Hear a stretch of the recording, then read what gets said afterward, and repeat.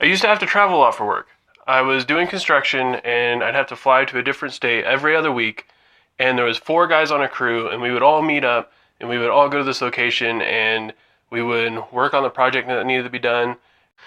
Now, like I said, I was part of a crew, but there'd be sometimes 2 or 3 different crews there working on the same project, or at least working like around each other, kind of doing the same project. And afterwards, we would all leave and we'd all go to a hotel, and we got paid a per diem to be able to stay in the hotel and basically be able to afford to eat while we were on the road. And a lot of the guys, they would try and save as much per diem as they could. So what they would do is they would buy like a 2-bedroom hotel room, ask for 2 cots, and then that way 4 guys can stay in one hotel room. And instead of paying $80 a night, you end up paying $20 a night per person. You save a lot of money that way. Most of the guys that I worked with were pretty cool. I think they were all from the South, like Texas, Louisiana. So being the only guy from California, I was kind of the odd man out. They started to call me San Francisco after a while, which is probably the worst nickname I've ever had, considering I'm also 13, 14 hours away from San Francisco. But like I said, we would all be in the same hotel room, so we had to be around each other all the time. Around each other when we were at work, when we were basically in the hotel room. If we went out to eat, chances are there was only one truck, so we were all together when we went out to eat. So we were around these guys 24/7. But luckily we all got along, and it was only one crew that you were with, so you got to know the guys really well, and it was kind of cool. But every once in a while, you would get mixed up with other crews when you would end up going to the hotels. For instance, on your last day, which was usually a Tuesday, you would end up staying at a hotel which was close to the airport you were going to leave from.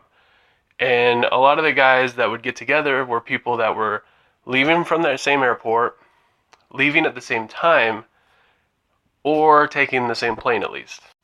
Usually, to be lucky enough to end up with somebody you like, you have to ask around, you have to see whose plane is leaving when, you have to try and hurry up and book the hotel if they haven't yet, and being, the procrastinator that I am, Tuesday rolled around and I haven't done any of this. So I ended up having to take a room with 2 guys that I've never talked to before.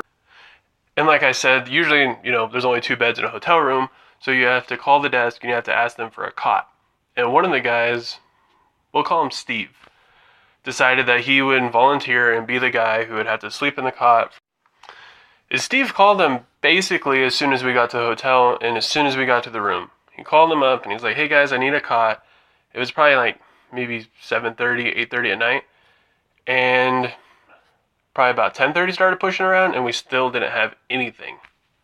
Until about 10 o'clock when we got a knock on the door, and it was some guy that brought us pillows and blankets. I'm assuming that was for the cot, but either way it pissed Steve off a lot because we still didn't have anything for him to sleep on. So Steve calls up the front desk, and come to find out, they said they delivered the cot already, but they delivered it to the wrong room. So he gets really, really mad. He starts yelling and screaming, and they're like, "Okay, yeah, we'll figure it out." And around 11 o'clock, there was another knock on the door, and this time they had actually brought the cot to us. And at this point in time, I was tired, working construction all day, so screw it, I'm going to bed. So apparently, throughout the night, Steve set up his cot, laid out the blankets, and put the pillows on it. And when he lay down to go to sleep, the top part of the cot that your head goes on folded out underneath him and fell down. And he slid head first off of the cot while he was asleep in the middle of the night. And at this point, Steve has had it. He's done. He has had it up to here. He starts yelling and screaming. He runs in the bathroom and starts yelling, "That's it, I'm going to do an upper decker." And I woke up to all this yelling and screaming, and I've no clue what the hell an upper decker is. But I hear all this noise in the bathroom, and the door's wide open. So I'm like, I don't know, I'll go see what the hell he's doing in there. Hopefully he's not destroying the hotel room. And when I look in the restroom, I see something that's going to forever haunt my dreams and my nightmares. I look in there, and Steve had taken the top part of the tank of the toilet off, set it on the sink. His feet were sitting on top of the closed toilet bowl, and he was shitting into the tank of the toilet. Yeah. And me not wanting to take any part of this, I decided I was just going to run back to my bed and hopefully that what I saw was actually just a nightmare. Steve gets done destroying this hotel room toilet. He goes back to bed. But come to find out, the other guy that was in the room apparently he could sleep through a tornado because he didn't know any of this even happened. And his plane leaves like an hour before us, so he gets up while we're still asleep. He gets all of his things ready, and before he has to drive to the airport, decides, I don't know, I'll use the restroom before I go. So when you flush a toilet that has doo-doo in the tank of the toilet, the water goes down out of the bowl, and the clean water is supposed to fill the bowl back up again. But when there's crap in the back of the toilet, it fills up with shit water. And I woke up again, but this time there was a lot of yelling involved.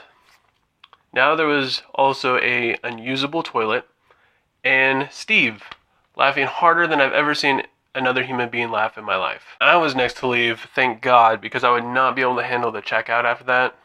My conscience would not be able to leave that hotel room knowing that there's just a crap-filled toilet sitting in there that the hotel's gonna have to deal with.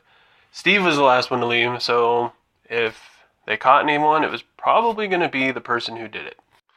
And that is the story of how I learned what an upper decker is and why you shouldn't travel for work, and if you do, spend the money to have your own hotel room. That's all I have time for today, guys. If you like the story, go ahead and give it a thumbs up. If you want to see more like it, subscribe. And I hope you guys have a good freaking day.